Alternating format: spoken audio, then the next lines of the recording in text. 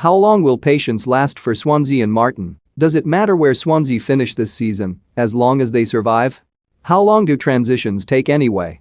When Russell Martin swapped MK Dons for Swansea City just days before the season began, most were aware this was likely to be a transition campaign for the Welsh side under their new boss. But with the Swans' wings starting to twitch nervously above the drop zone, questions might soon be asked as to how far this experiment can stretch.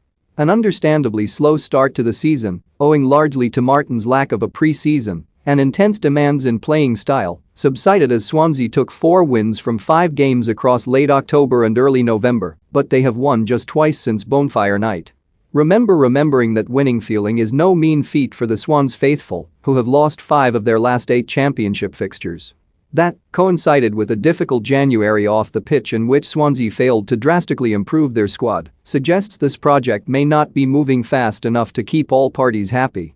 Goalkeeper Andy Fisher joined from the Dons to link up with his former boss, while left-sided defender Nathaniel Ogbeta also arrived from Shrewsbury Town, with the loan acquisitions of wing-back Cyrus Christie and German midfielder Hans Wolf completing some solid, but ultimately unspectacular winter window work. Only one of their 6 fixtures in February comes against a team in the bottom half of the table, and that is in a semi-derby match with Bristol City. But it is places, rather than points, which has the Swans hovering so precariously above the drop zone with only Barnsley, Peterborough, Reading and arch-rivals Cardiff below them. It is worth remembering that Martin's 2 previous seasons as a manager saw him finish 20th on PPG and 13th in League One with MK Dons. The furor over his late departure in the summer to South Wales came as many were tipping the Dons to challenge for promotion.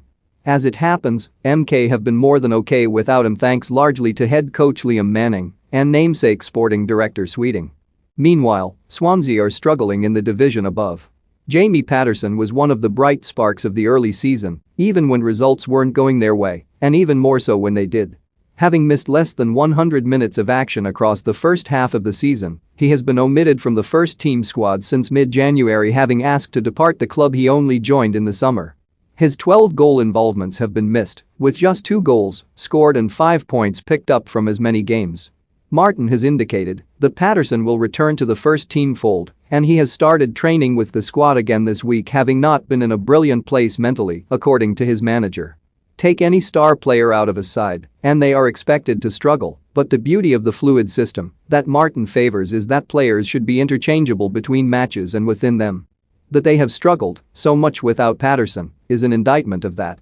Now, having spent only 4 days across the last month training with the club in any capacity, there is little to suggest he will be back up to scratch in a timeframe that suits Swansea. That of course brings us to whether it matters where Swansea finish in the division this season.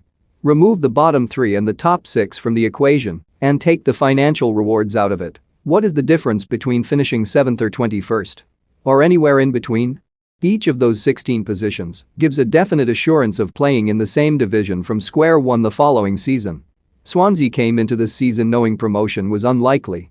Technically, therefore, looking purely from a football perspective and not the increments in monetary rewards for finishing as many places up the table as possible, it shouldn't matter where Swansea finish this term, as long as it is above that bottom 3.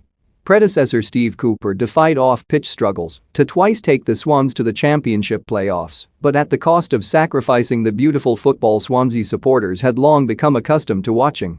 Ridding a win at most costs mentality was naturally going to lead to a regression in point tallies and win percentages. But now they are in a slump with an extremely difficult month ahead, and relying on individuals alone should not be the way forward for a club and manager who place so much emphasis on the team collective. For the Russell Martin project to succeed, those ideals need to be met along the way. Beautiful football can only outweigh results for so long. If the course ahead is murky, that deadline gets closer and closer.